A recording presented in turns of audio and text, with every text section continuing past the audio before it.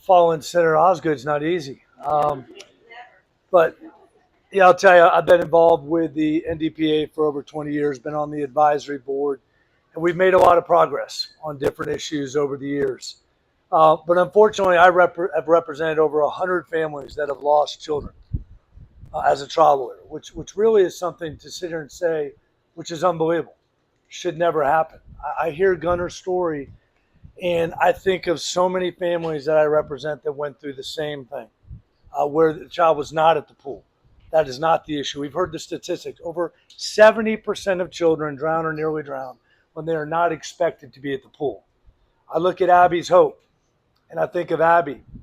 And I use that example of suction entrapment, which unfortunately I used to have a number of suction entrapment cases until Virginia Graham Baker happened. We had to lose a beautiful young girl in the state of Virginia that happened to be the granddaughter of a Secretary of State, or we would have never passed that bill. Never passed that bill. But that bill should give us hope, because what we did, what this organization did, what all those families did is they did not give up, and they basically eliminated suction entrapment. Something that I had to go through several trials, knowing what was wrong, having seen the evidence, going to different organizations, knowing that these families, I know what happened to your child, and then finally we were able to do that. Through, by the way, some congresswoman from Broward County has nothing to do with Virginia and had nothing to do with Secretary of State James Baker or the president at the time, George W. Bush. So when we talk about this is a nonpartisan issue, there could be nothing more true than that. But what I will tell you is that there's two existential threats that are happening right now that I'd like to tell everybody about.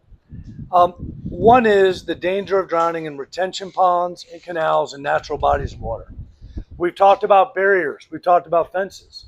We can look at the CPSC, CDC, Red Cross. I can give you every acronym I can think of that all talks about how barriers and fences work. Well, there is no duty to put a barrier around a retention pond in the state of Florida. Even though we know if we stood right in between this barrier, this body of water and this pool, we know drowning is the same. We're building a million apartments in the state of Florida. In 2023, the legislature authorized $1 billion for our affordable housing crisis. Anybody want to venture how many of those apartments are going to be built on canals, on retention ponds that don't have to be fenced at all? We have a huge problem coming. We also have an issue that's going on right now when we talk about this spike in drownings, that a number of these child drownings are happening at. It's when children come from other places to our beautiful state and they want to rent a house that has a beautiful pool. It's called short-term rentals. Right now in the United States, Airbnb and VRBO have more rooms than the entire hotel and motel industry combined. Anybody want to raise their hand and say what regulations those pools are under? None. None.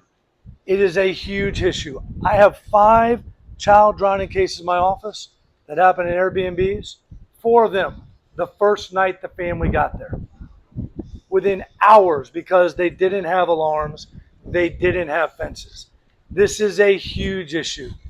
Both of these, we are going to see these numbers, and I hate to tell you this, spike if we don't do something about the regulation with short-term rentals and with retention ponds. So we have to work together. We've got 2 great legislative leaders here to work with. We've got friends in Congress. This is a huge issue we all need to work on together as we go forward. And thank you to this organization and all its affiliated members for all you do. Thank you very much.